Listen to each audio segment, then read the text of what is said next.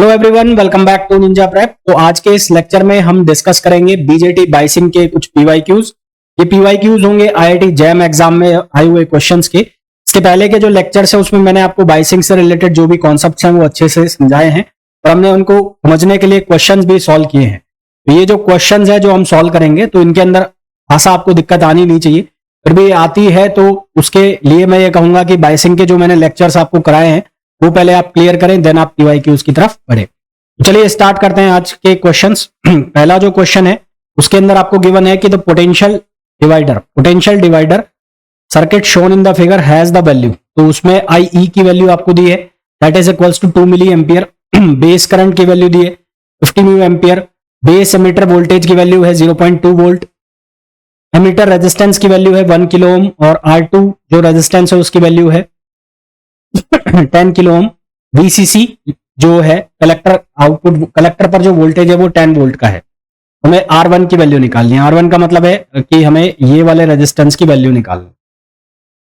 सबसे पहले तो हम यहां पर क्या करें, यहां पर हम ये कंसीडर करें कि यहां पर हम मान लेते हैं कि जो वोल्टेज है वो V2 है ना। यहां पर हम मान लेते हैं वोल्टेज V2 है और इस सर्किट पर हम KVL लगाते हैं। किस सर्किट पर? इस सर्किट पर हम लगाते हैं KVL यहां पर।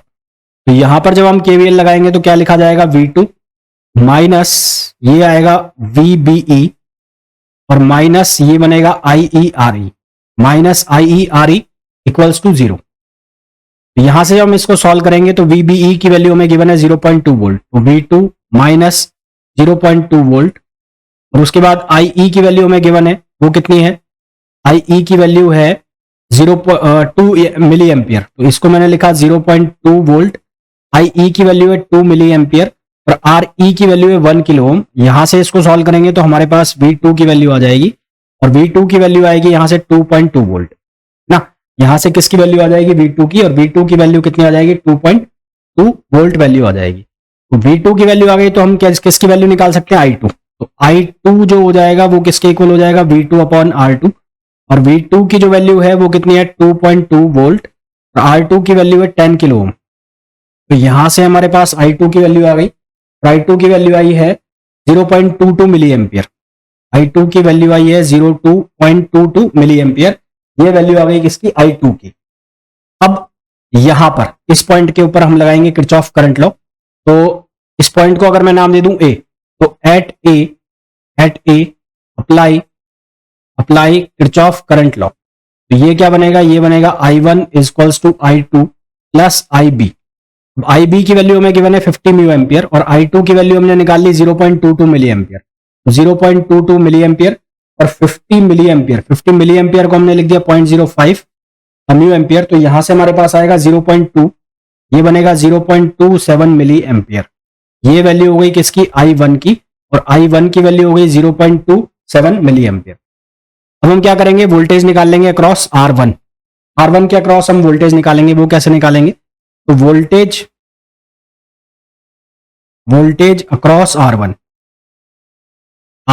तो ये हम कैसे निकालेंगे? ये वाली लाइन जो है जहां पर दो रजिस्टर लगाए हुए हैं, ये वाला रजिस्टर है R1 और ये वाला रजिस्टर है R2।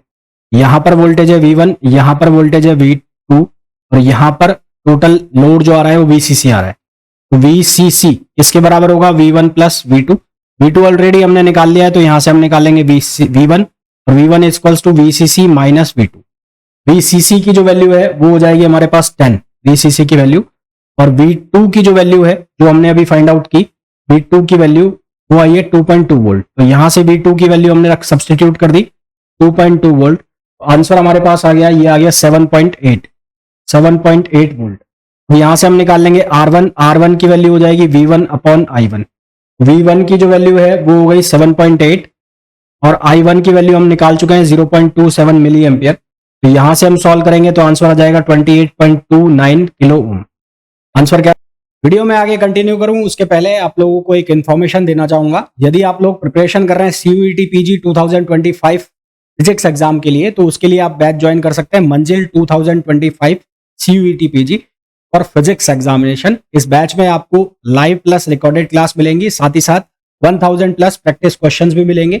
ये बैच अवेलेबल होगा Ninja prep app by Kapil sir पर, जिसे आप गूगल प्ले स्टोर से डाउनलोड कर सकते हैं। इसका लिंक आपको डिस्क्रिप्शन में भी है।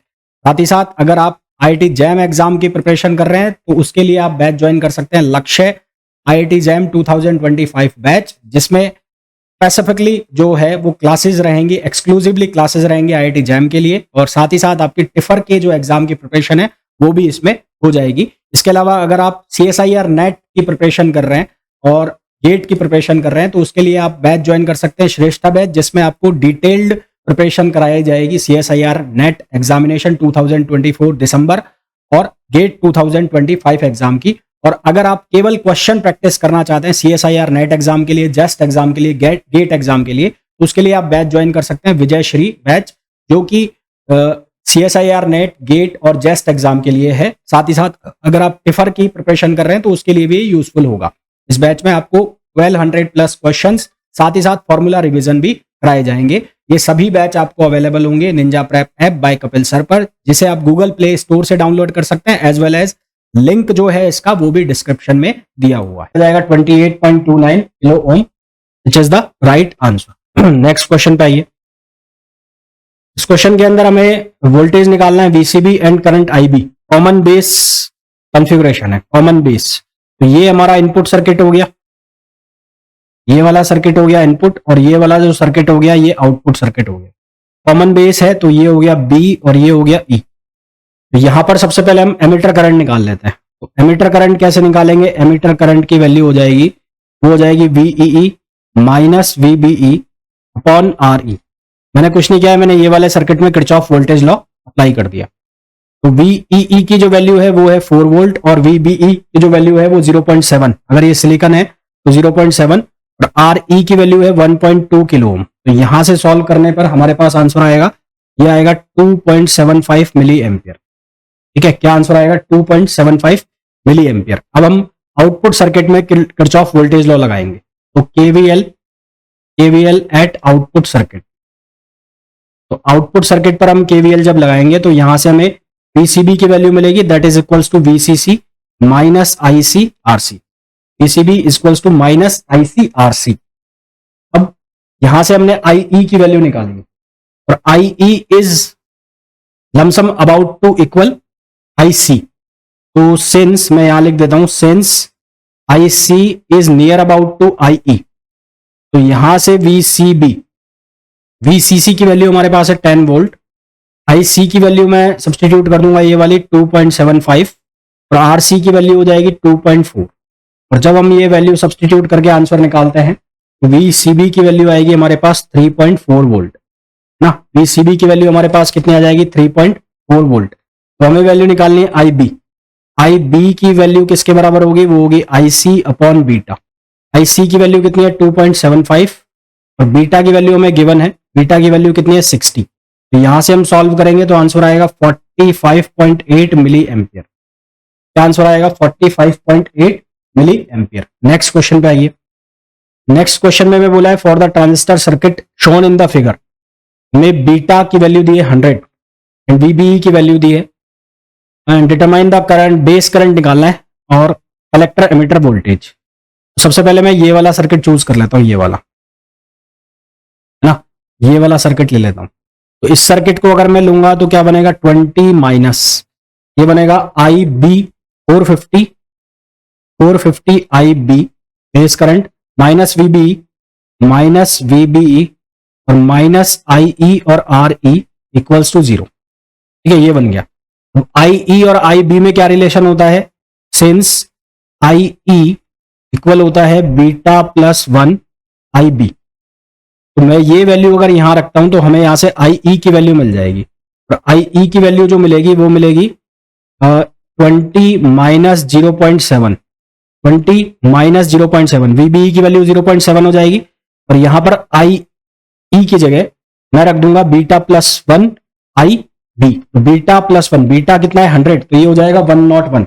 तो ओवरऑल ये वैल्यू हो जाएगी 551। तो यहां ये वैल्यू बन जाएगी 551, ये IB है। तो यहां से IB की वैल्यू जो हमारे पास आ जाएगी वो आ जाएगी 35 म्यू एम्पियर। ये IB की वैल्यू आ गई 35 म्यू एम्पियर। अब हमारे पास IB की वैल्यू आ गई तो हम यहां से निकाल सकते हैं IC की वैल्यू। ICB की वैल्यू हो जाएगी IC equals to beta into IB, और बीटा जो है वो हो गया 100, आई बी की वैल्यू हो गई 35 म्यू एम्पियर। ये 35 हो गया। यहां से हमारे पास जो आंसर बनेगा आई सी वो बन जाएगा 3.5 मिली एम्पियर, 3.5 मिली एम्पियर। अच्छा, आई सी नियर अबाउट होगा किसके, आई ई के, तो इसकी वैल्यू मैं नियर अबाउट कर दूंगा किसके, आई ई के। अब मैं ये वाला जो बाहर वाला सर्किट है इस पर लगाऊंगा किरचॉफ वोल्टेज लॉ। तो इस पर लगाऊंगा जब, तो ये बनेगा 20 minus I C R C minus VCE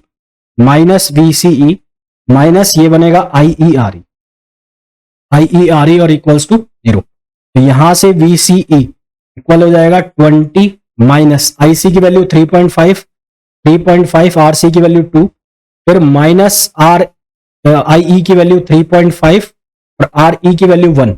इसको जब हम सॉल्व करेंगे तो हमारे पास आंसर आएगा 9.46 वोल्ट। ये वीसीई की वैल्यू आ गई।